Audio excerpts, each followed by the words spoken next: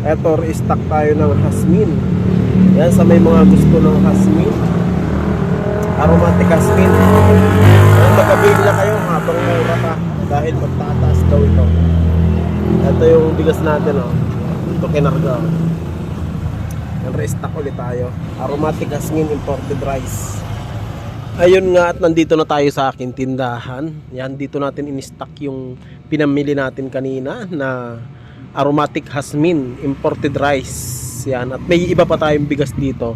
At sa mga gusto nga palang pa-deliver ng bigas, sa gustong bumili ng bigas, yan, pre-deliver lang tayo. At meron pa tayong discount pag 25 kilos yung binili natin. At nandito naka-display yung aking aromatic Hasmin. Yan, tingnan natin yung quality. Yan, napakaganda ng quality, oh. Puting-puti. Ayan, napakahaba ng butil niya.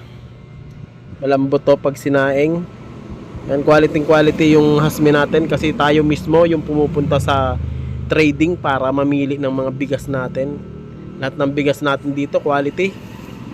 Dito lang yung shop natin, oh. 581 Purok 3, Sukat Muntinlupa.